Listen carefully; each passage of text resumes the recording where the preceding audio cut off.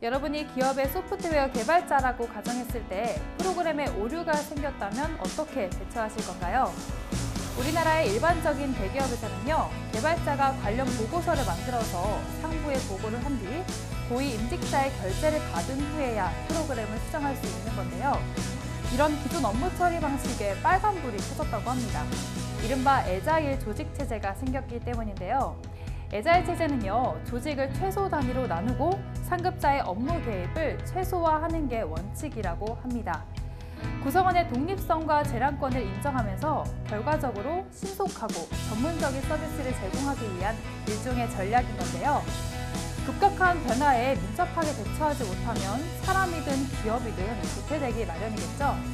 치열한 경쟁 사회 속 기업 생태계에도 새로운 변화의 바람이 불고 있습니다. 오늘 청산뉴스를 찾아주신 분은요, 넓은 대륙을 무대로 새로운 변화의 바람을 일으키고 계신 분입니다. 심재훈 매니저님을 소개합니다. 안녕하세요. 네, 안녕하세요. 오늘은 어떤 강연 들을 수 있을까요? 오늘 변화하고 있는 환경에 대해 간단히 소개를 해드릴 거고요. 그리고 거기서 제가 겪은 경험에 대해서 여러분께 안내를 해드리겠습니다. 네, 오늘 강연 잘 부탁드리겠습니다. 네, 감사합니다. 생각이 흐릅니다. 청산뉴스 심재훈 매니저님의 강연을 큰 박수로 청해보겠습니다.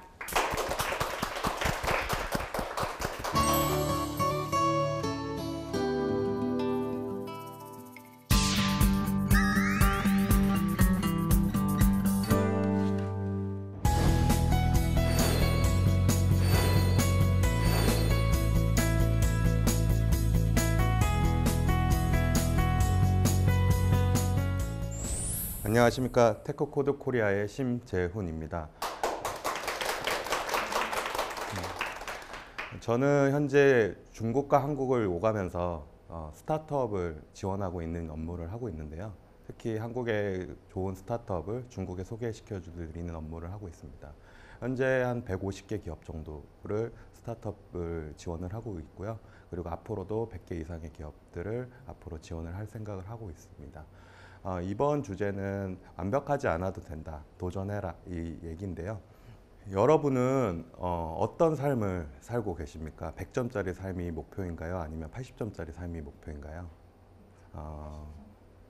다 이제 사람마다 다른데, 대한민국 사람에서 제가 겪은 거를 느끼는 점을 얘기하자면 대부분은 100점짜리 삶을 살려고 노력을 하고 있습니다.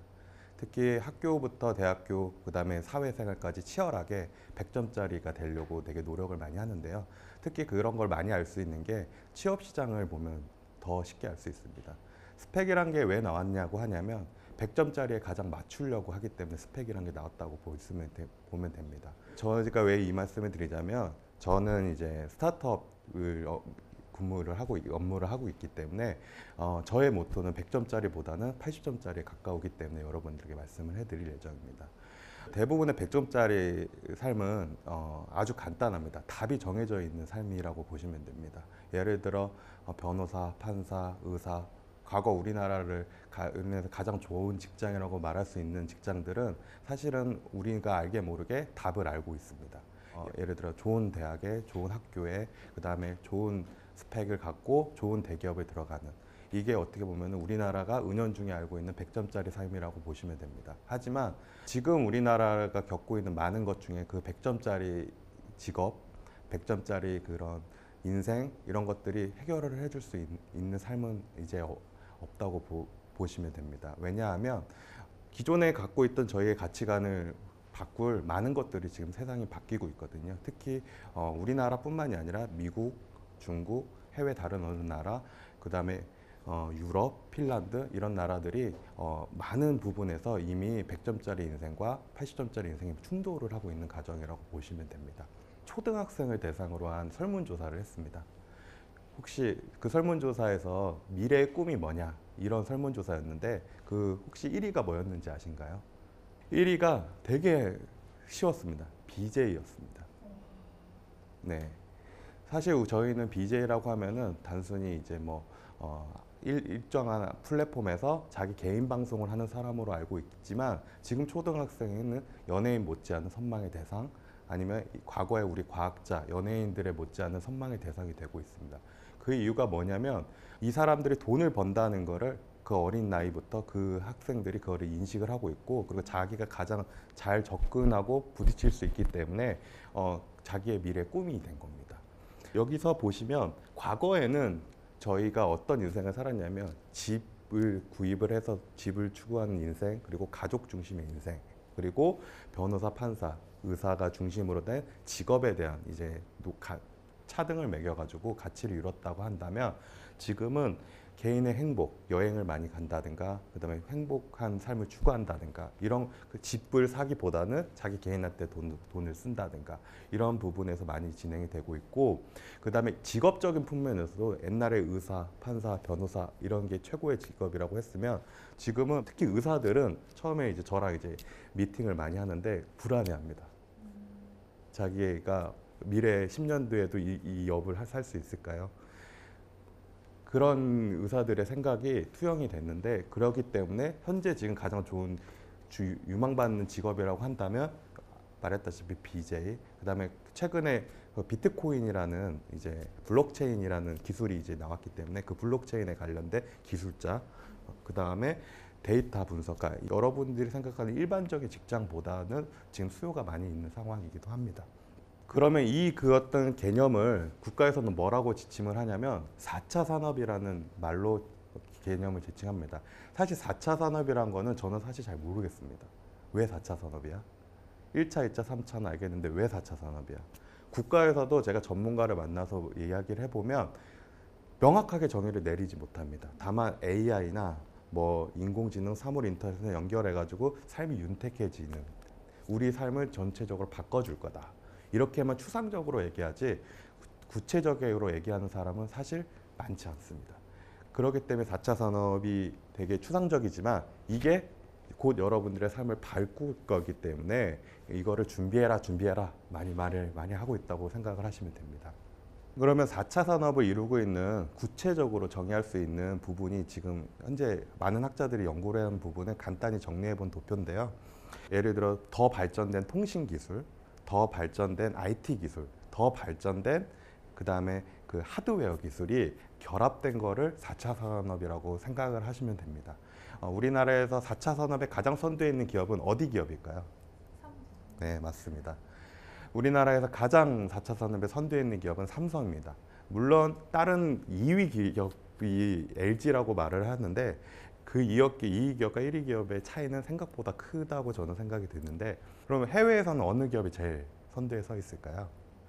현재 미국을 기점으로 했을 때 미국에서는 가장 선두에 있는 기업은 구글, 그다음에 아마존, 이 두 개 기업을 뽑습니다. 물론 여러 기업도 있지만 구글이랑 아마존이 4차 산업의 가장 선두에 섰던 이 사람이라고 생각하시면 되고, 중국은 여러분들도 들어봤을 거예요. 텐센트, 알리바바 이런 기업이 최전선의 선두에 서서 4차 산업을 이끌고 있습니다. 근데 너무 아쉬운 게 구글이 언제 나왔을까요? 구글이란 기업이 2000년대 초에 나왔거든요. 아마존이란 기업이 언제 나왔을까요? 아마존의 기업은 인터넷 서점을 기반으로 해가지고 추천 서비스를 발전시켜가지고 확대된 유통회사라고 보시면 되는데, 그 회사 같은 경우도 거의 90년대 후반, 2000년대 초반에 나왔습니다. 근데 우리나라는 어떨까요? 삼성은 30년이 물론이고 50년이 넘었죠. 그리고 우리나라 두 번째 기업인 LG도 50년이 넘었습니다. 그러면 우리나라 4차 산업을 이끌고 있는 기업 중에 과연 20년 이내에 된 좀 젊고 건강한 기업이 있을까요? 아쉽게도 많지 않습니다. 중국 같은 경우 텐센트는 15년, 16년 전에는 우리나라 중소기업보다도 못한 기업이었고요. 알리바바는 15년 전에 해봐도 우리나라의 어떻게 보면 옥션 이런 데보다도 못한 기업이었습니다. 근데 15년 만에 알리바바는 시가총액이 50조가 넘어가는 기업이 됐고, 화웨이라는 기업을 혹시 들어보신 적이 있나요? 화웨이라는 기업은 지금 현재 많은 성장을 해가지고 화웨이가 17만 명을 고용을 하고 있습니다. 그리고 우리나라 30대 기업에서 많은 기업들이 10,000명 전후로 합니다. 10,000명 전후로. 우리나라 전체 최고의 기업이라는 상위 30개 기업 중에 10,000명 이상을 하는 기업이 생각보다 많지 않습니다. 그만큼 현재 세상의 흐름은 빨리 변화가고 있습니다. 사람을 요구하는 그런 이제 기업들은 발전하는 기업들은 사람을 많이 고용하고 있는데 우리나라가 왜 고용 창출이 잘 안 되냐? 그 고용을 많이 하는 기업들이 많이 없기 때문입니다. 그렇게 생각하시면 간단하게. 그리고 이거에 보시면 알겠지만 IoT, AI, 빅데이, 모바일은 우리나라가 10년 전부터 이미 했던 겁니다. 했던 건데 그거를 어떻게 활용할지, 어떻게 뭘 해야 될지에 대한 그런 것들을 몰랐기 때문에 근데 상대적으로 해외에 있는 국가들보다 뒤처지는 상황이 벌어지고 있는 상황이라고 보시면 됩니다. 그럼 중국에 대해서 간단히 설명하겠습니다. 중국은 15년 전만 하더라도 어떤 얘기가 있었냐면 경제 성장률이 몇 프로인가. 중국을 얘기할 때 경제 성장률을 꼭 얘기했습니다. 10% 이상. 우리나라 한강의 기적과 거의 유사하지만 조금 길다. 이런 거를 얘기를 했는데 지금은 2012년도 이후부터는 7% 미만으로 돼 있습니다. 그래서 중국 경제를 얘기할 때 많은 사람들이 경제 성장률도 물론 얘기하지만 다른 걸 많이 하고 얘기를 많이 하고 있습니다. 그게 뭐냐면 창업이라는 얘기를 많이 하고 있습니다. 창업. 혹시 여러분들 혹시 대학생이나 대학원생 있으신가요? 그러면 우리나라 대학생들 중에 창업을 하는 비율이 몇 퍼센트 정도 되시는지 아시나요? 0.8%입니다. 0.8%인데 중국에서 뭐 통계 수치마다 다 다른데 중국 일반적인 중국 기업에서 수치를 나왔을 때 보통 5%에서 8%를 많이 예측을 해요. 5%에서 근데 세계 최고의 중국에서 최고의 대학이라는 북경대. 북경대에서는 창업하는 비율이 몇 퍼센트일까요? 8% 정도 됩니다. 8%. 근데 이 수치가 왜 수치냐면 북경대에서 취업하는 비율이 몇 프로일까요? 11%입니다. 나머지는 석사를 가거나 해외 유학을 떠난다거나 이런 경우가 많은데 그러다 보니까 그 사람들은 웬만하면 취업이 다 됩니다. 북경대. 그리고 8%라는 숫자가 거의 취업 숫자만큼의 숫자가 창업을 하고 있습니다. 물론 이제 3% 숫자가 작은 수치는 아니지만 그렇다고 해도 많은 숫자가 지금 창업을 하고 있다고 보시면 돼요. 근데 우리나라에서 서울대, 연대, 고대 재학생들이 창업하는 비율이 몇 퍼센트일까요? 아쉽게도 0.8%, 1%이 정도밖에 안 됩니다. 근데 우리나라는 석사도 많이 안 갑니다. 다 취업 준비생으로 나오는데 그 중에 1% 전후만 창업을 한다고 보시면 됩니다. 이게 왜 심각하냐면 제가 객관적으로 판단했을 때 창업을 하기 위해 가장 좋은 조건을 갖고 있는 학생들이 누굴까? 서울연고대생, 카이스트생, 포항공대생. 왜냐하면 그들은 기술을 갖고 있고 지식을 갖고 있고 그다음에 열정을 갖고 있고 젊고 이런 것 때문에 그 사람들이 가장 타겟층인데 그 사람들이 창업을 안 한다는 얘기예요. 그리고 그 사람들이 대부분 아쉽게도 공기업을 간다든가 정부 공무원이 된다든가 그런 선택을 많이 하고 있습니다. 왜 아쉽다고 얘기했냐면 가장 유능한 인재들이 어떻게 보면 제가 지금 겪고 있는 이 시장으로 많이 오셔야 되는데 많이 안 오기 때문에 아쉽다고 합니다. 그렇기 때문에 중국과 한국에 대한 창업에 대한 선호도도 사회에서 많이 차이가 나고요. 그리고 그 사람들이 이루는 성과조차도 다릅니다. 모바이크라는 회사가 있습니다. 이게 이제 저희가 같이 연계해가지고 지원하고 있는 기업 중 하나예요. 중국 기업이에요. 우리나라로 따지면은 저기 고양시에 그 자전거 그 막 설치해 놓은 다음에 거기 돈 얼마 딱 내가지고 하루 막 타다가 자전거 다 하고 이런 이제 그 공유 자전거 플랫폼을 하는데 이 회사가 현재 지금 기업 가치는 2조 원입니다. 2조 원이고 그리고 투자 받은 게 거의 1조 가까이 한 7천억 정도 받았습니다. 7천억 정도를 투자를 받았고 그리고 고용도 엄청 많이 하고 있고요. 실제로. 그리고 여기 기업들 같은 경우는 불과 10년도 안 된 기업이에요. 이 기업이. 근데 기업 가치가 2조 원이 됐다는 거는 보통 우리 삶의 통념상 기업 가치 1조가 되면 전 세계에서 1조 이상이 되면은 유니콘 기업이라는 그 칭호를 줘요. 스타트업들 중에서도 유니콘이다. 유니콘은 전설 속의 이제 동물이기 때문에 스타트업이나 기업 중에서도 가장 전설 속에서나 나올 만한 기업이다 해가지고 유니콘이라는 이런 칭호를 주는데 이 기업이 그 유니콘 기업 중 하나입니다. 네. 이 기업을 이루고 있는 주축은 누굴까요? 대학생들입니다. 대학생들. 그리고 사회 초년생들. 그리고 사회 경험이 많지 않고 한 3년에서 5년 차밖에 안 된 학생들입니다. 왜 그럴까요? 새로운 영역을 이렇게 지금 확장을 하고 있기 때문에 어떻게 보면 기존의 그런 이제 경제 관념, 경제 환경, 그다음에 비즈니스 문화 이게 안 통해요. 그러다 보니까 좀 더 새롭고 그다음에 열정적으로 대응할 수 있는 사람들이 많이 투입이 된 거예요. 그래서 여기에서 제 친구들이 이 비슷한 이제 업종에 가 있는데 사실 경력이 한 3년, 4년밖에 이쪽 경력이 3, 4년밖에 안 돼도 임원을 달고 있습니다. 왜냐하면 기업이 성장하는 속도는 빠르고 그걸 경험한 사람은 적고 그렇기 때문에 성과를 낸 사람들은 빠르게 승진하고 이게 이제 선순환 효과가 계속 되는 거예요. 근데 그 사람이 거기서 멈추지 않고 새로운 도전을 계속 하는 거죠. 그래서 이제 모바이크 같은 경우는 이 하나의 회사가 중요한 게 아니라 이 회사가 창출하는 다른 이제 부가적인 것들이 계속 이제 커지고 있다고 보시면 됩니다. 그 다음 우리나라는요. 우리나라는 성공 모델이 있을까요? 흔히 말하는 우리나라에서 세계에서 유니콘 기업이 딱 2개 있습니다. 2개. 그 중 하나가 쿠팡맨. 네. 손정희 우리 소프트뱅크 회장님께서 1조를 투자를 하셨죠. 그러면서 이제 기업 가치가 엄청나게 늘어가지고 쿠팡이라는 회사가 유통회사죠. 어떻게 보면 인터넷 유통회사인데 1조 이상 합니다. 그리고 또 하나가 옐로우모바일이라는 이제 어떻게 보면 여러분들은 잘 모를 수도 있는데 그 회사가 이제 1조 이상 가치를 합니다. 근데 아쉽게도 이 회사들이 유통을 하고 있는 회사이기도 하지만 국내가 사실은 유통이 굉장히 시장이 좁거든요. 왜 그리고 시장 강자들이 너무 많아요. 그러니까 대기업들 흔히 말하는 유통의 강자라고 하면 누가 생각나냐면 롯데, 신세계, 그 다음에 뭐 이런 회사 SK 이런 회사들인데 그런 대기업들이랑 싸우고 있는 상황이에요. 그러다 보니까 이 회사들이 국내에서 확장하기가 너무 힘들어합니다. 왜냐하면 기존 시장 강자들이 있기 때문에. 그렇다고 이 회사들이 해외로 나갈 수 있냐? 거의 못 나갑니다. 내수용이라고 보시면 되고요. 이 회사들도 해외 나가려고 노력을 많이 하지만 아쉽게도 해외에서는 성과가 크지 않습니다. 그렇기 때문에 앞으로 우리나라에는 어떤 기업이 새로운 기업이 나올까요? 근데 저는 긍정적으로 보고 있는 게 15년 전에 우리나라가 IT 거품이란 게 막 생겼다고 했을 때 그때 어떤 기업이 나왔냐면 우리나라의 네이버 다음 우리나라에서 그나마 4차 산업에서 가장 선두에 있는 기업들이 탄생했습니다. 그래서 지금도 어떻게 보면 그 시대랑 비슷하다고 생각이 돼요. 왜냐하면 정부의 많은 돈이 이제 스타트업계에 이제 투자를 한다고 공표를 했고 실제로 예산이 책정이 되어 있습니다. 그래서 여러분들이 뭔가 스타트업을 하고 있을 때 주변 환경은 예전보다 훨씬 좋아졌다는 거죠.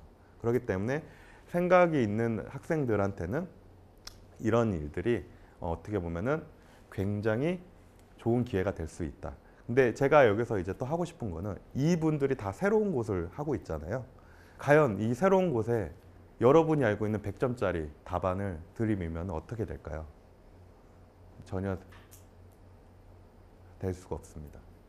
예를 들어 우리나라 대기업들이 중국을 많이 진출을 했거든요. 중국 시장은 지금은 제가 볼 때 황금 시대라고 저는 제 스스로는 그 명칭을 매겼습니다. 왜 황금 시대인가? 우리나라 80년대랑 거의 비슷해요.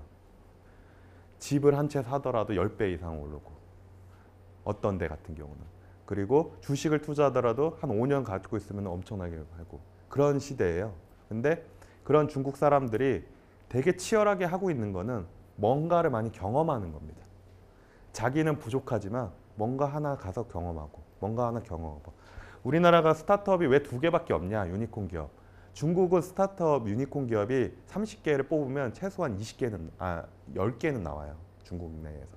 왜냐하면 중국 시장이 큰 이유도 있지만 인재가 그만큼 많이 몰려서 그 시장을 개척을 많이 했기 때문이에요. 그래서 저는 여러분한테 말씀을 드려요.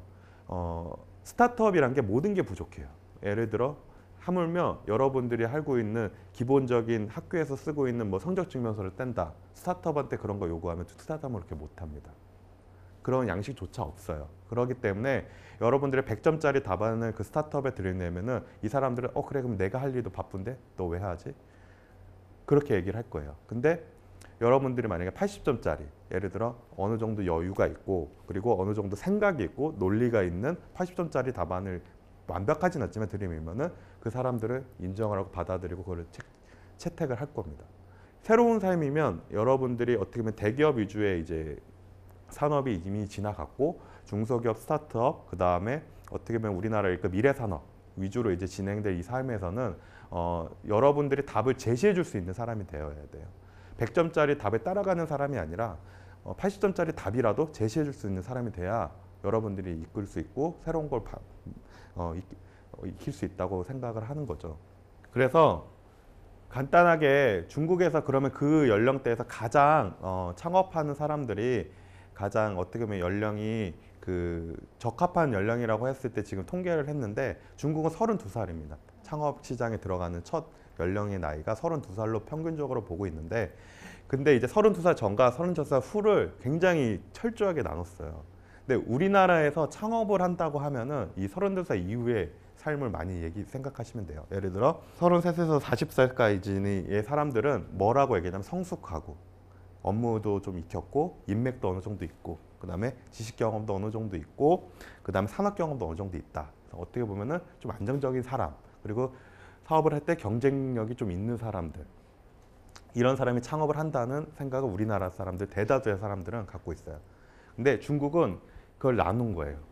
근데 그 전 사람들은 과연 무기가 없냐, 자기만의 무기가 없냐? 아니라는 거죠. 예를 들어 학습 능력, 열정, 충동적이지만 열정적인 자세, 그 다음에 개방적인 태도 이런 것들이 그 전 삶은 사람들한테는 더 효과적으로 다가가고 스타트업에게는 적합하다는 거예요. 그래서 이 두 가지 계층을 나눠서 이 두 가지 계층이 활약하고 있는 분야가 다릅니다. 실제로.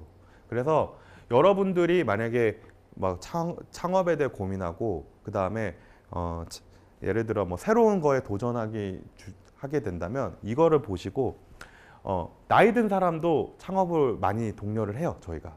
근데 나이 든 사람들은 나이 든 사람들만의 강점이 있고 젊은 사람은 또 젊은 사람의 강점이 있기 때문에 스타트업이나 이런 데 새로운 걸 하는 걸 두려워하지 말라는 거죠.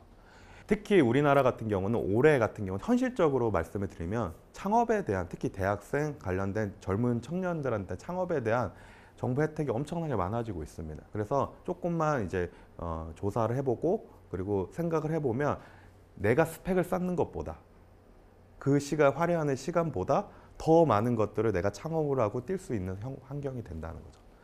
그렇기 때문에 여러분들은 어떤 선택을 할지는 여러분들 스스로지만 내가 부족하다고 생각하지 말고 내가 완벽하다고 생각하지 말고 새로운 것을 한번 보고 비교를 해본 다음에 선택을 해라 이런 말을 해주고 싶습니다. 여러분들 전체에 많은 이제 도전이 있고 실패가 있고 노력이 있어야 되는데 여러분들은 어떤 가치를 자기 인생에 목표를 두고 진행을 할 건지는 곰곰이 생각을 해보셔야 돼요. 그래서 내가 노력보다는 행복을 요구한다. 그러면 그 행복에 맞는 삶의 이정표를 세워야 되는 게 맞는 거고 나는 내가 얻어야 될 성과들이 되게 중요하기 때문에 노력을 많이 할 거다. 그리고 도전하는데 두려워하지 않을 거다. 그러면 새로운 도전을 선택을 해야 됩니다.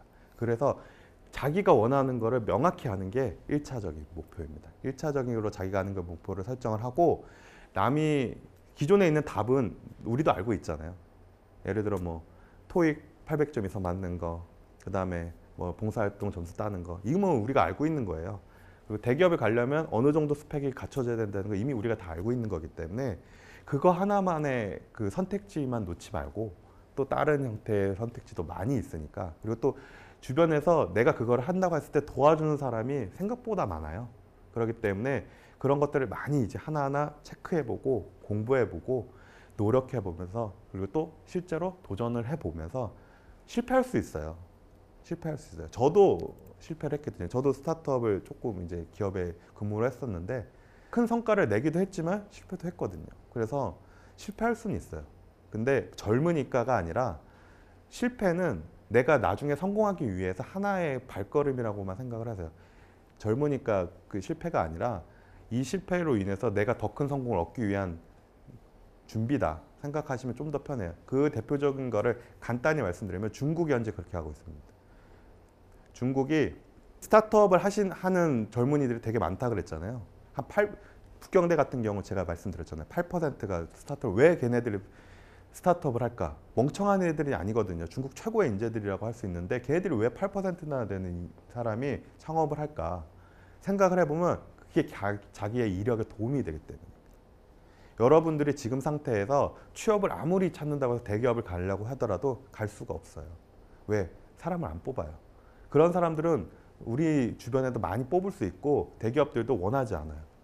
대기업이 원하는 인재가 뭐냐? 이 사회가 바뀌고 있는데 뭔가를 해결책을 제시해 줄 수 있는 사람한테 손을 벌리거든요. 그러면 그 제일 앞에서 부딪혀 보았던 사람을 제일 많이 선택하기 마련이에요. 그래서 우리나라의 많은 대기업들 중에 물론 삼성 같은 예외인 기업도 있긴 하지만 많은 대기업들을 보면은 외부 인재를 막 데리고 와요. 새로운 사업을 할 때마다. 그 외부 인재들이 다 누구겠어요? 스타트업에서 성과를 낸 사람들. 그리고 자기가 경험해서 성공한 이력이 있는 사람들. 이런 사람들만 데리고 온단 말이에요. 그러면 여러분들이 다시 생각해 보면 젊은 나이에 여러분이 실패를 하더라도 그런 경험이 있는 사람과 그런 경험이 없는 사람은 보는 시각이 다르다는 거죠. 어차피 답이 없는 인생, 어차피 놓인 허들이 굉장히 높은 현실에서 새로운 선택지는 항상 존재하고 그 선택지를 여러분이 잘 체크하고 자기한테 맞는 걸 찾아서 하시면 됩니다.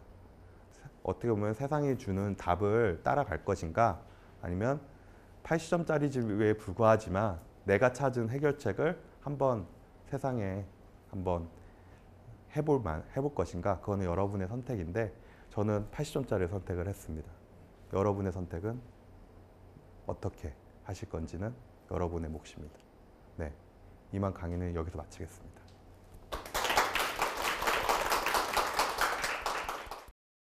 애들이 왜 8%나 되는 사람이 창업을 할까? 그게 자기의 이력에 도움이 되기 때문에. 이 사회가 바뀌고 있는데 뭔가를 해결책을 제시해 줄 수 있는 사람한테 손을 벌리거든요. 그러면 그 제일 앞에서 부딪혀 보았던 사람을 제일 많이 선택하기 마련이에요. 젊은 나이에 여러분이 실패를 하더라도 그런 경험이 있는 사람과 그런 경험이 없는 사람은 보는 시각이 다르다는 거죠. 새로운 선택지는 항상 존재하고 그 선택지를 여러분이 잘 체크하고 자기한테 맞는 걸 찾아서 하시면 됩니다.